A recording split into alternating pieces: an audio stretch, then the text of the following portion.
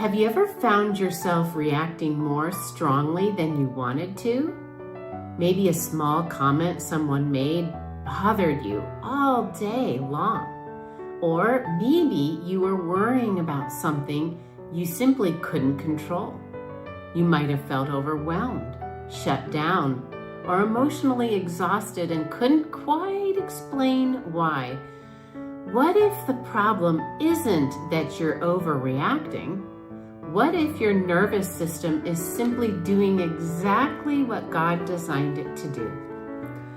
Many sensitive and creative women, like myself, live in a constant state of fight, flight, freeze, or fawn, otherwise known as people-pleasing, without even realizing it. In today's video, I'll explain what these nervous system responses look like, why they happen, and how creativity can become a gentle pathway back to calm, back to connection, and back to God's peace. Hello there, my name is Sherry Joy Collier. I'm an artist, a licensed marriage and family therapist, and a Jesus follower. And on this channel, we celebrate creative souls, sensitive hearts, and God's truth. As we talk today, I'm going to be creating a simple junk journal page. Nothing fancy and definitely not perfect. Just a gentle creative practice that helps me slow down and reconnect with the present moment. Okay, I'm going to turn the camera down so you can watch as I create this junk journal page, and I'll keep talking about our nervous system. Let's begin by talking about what our nervous system is actually designed to do. Our nervous system has one primary job: to keep us safe. God designed our bodies with an incredible built-in alarm system that constantly scans our environment for signs of safety or danger. Most of the time, this happens automatically without us even thinking about it. When our nervous system senses danger, it activates a protective response designed to help us survive. You may have heard of fight, flight, freeze, and fawn. Fight might look like becoming irritated, defensive, argumentative, or angry. Flight often shows up as anxiety, overthinking, staying busy, worrying, or feeling like you need to escape. Freeze can feel like shutting down, procrastinating, feeling numb, or becoming stuck and unable to move forward. Fawn is a response that leads us to automatically please others, avoid conflict, or ignore our own needs in an effort to stay safe and maintain connection. Here's something important I really want you to hear. These responses are not character flaws or moral failures. They are not signs that you're weak. They are adaptive responses. In other words, they are strategies your nervous system learned in an effort to protect you. At some point, these responses served a purpose. They helped you navigate stress, uncertainty, pain, or overwhelm. The problem is that our nervous systems sometimes continue using old protective strategies long after the original danger has passed. And that brings us to how the brain learns patterns. I often think of neural pathways as trails through a field. The first time you walk through tall grass, the path is barely visible. But if you walk the same route every day, a well-worn trail begins to appear. That same thing happens in our brains. The more often we think a thought, experience an emotion, or react in a particular way, the stronger that neural pathway becomes.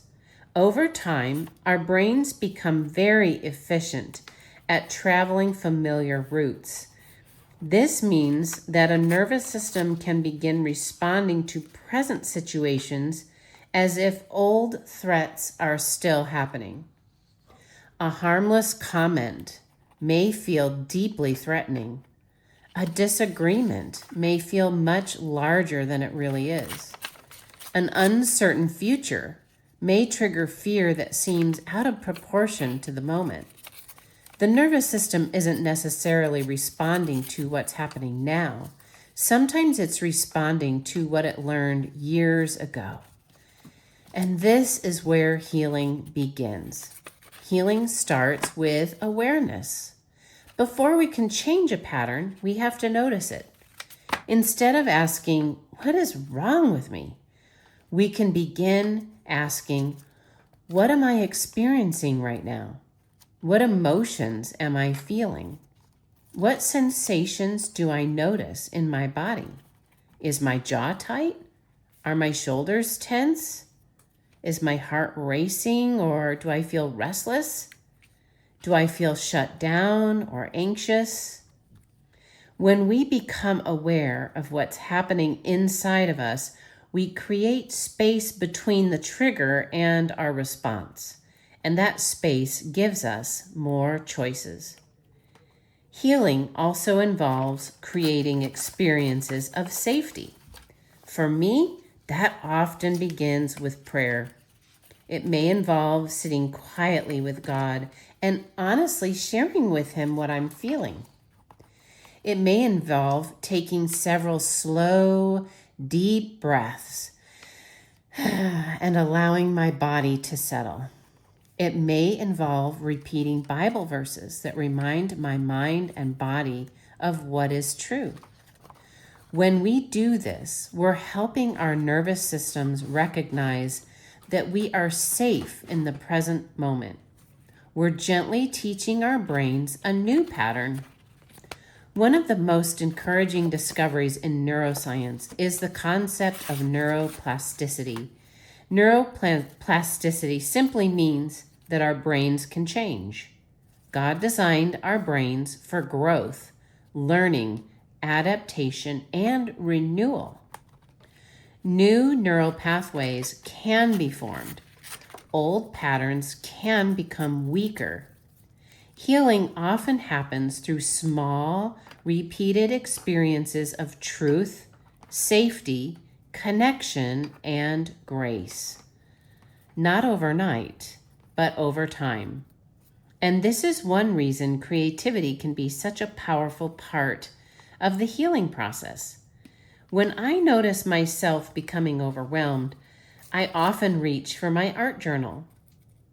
Not because I'm trying to make something beautiful, but because creativity helps me slow down, engage my senses, and return to the present moment. As I choose papers, arrange images, tear edges, glue pieces down, or add a little paint to a page, I'm engaging with the world differently. I'm noticing colors, textures, shapes, movement. My attention shifts away from fear and toward the present moment. My breathing slows, my muscles relax. My nervous system begins receiving signals that I am safe. For me, creativity becomes less about productivity and more about presence. You may experience that same sense of regulation through painting, art journaling, knitting, gardening, music, photography, baking, or another creative activity that brings you into the present moment. The goal is not perfection. The goal is connection. Connecting with yourself, with the present moment, and ultimately connection with God. As Christians, we have the incredible gift of God's truth. Listen to these words from Scripture. Romans 12:2 says, "Do not conform to the pattern of this world, but be transformed by the renewing of your mind." Isaiah 26:3 says, "You will keep in perfect peace those whose minds are steadfast, because they trust in you." And Psalm 46:10 reminds us, Be still and know that I am God. These verses remind us that God created us as whole persons, body, mind, emotions, and spirit. His invitation is not simply to think differently, it is to experience His peace and presence in every part of our being. So if you've been feeling reactive lately, perhaps the answer isn't more self-criticism. Perhaps your nervous system is asking for safety, compassion, rest, truth, and connection with God. Maybe today you can take a few deep breaths and spend a few moments in prayer. Open your journal and play with some paint. Create something imperfect and allow yourself to experience God's peace one small step at a time. Creativity isn't about making something beautiful. It can also be a way to slow down, reflect, and reconnect with God's presence.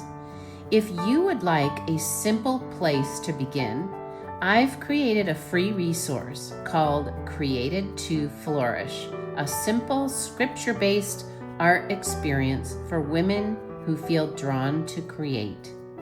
You'll find the link in the description below this video. Thank you so much for spending this time with me today. Until next time, remember, your creativity has purpose, your sensitivity is a gift, and your life matters.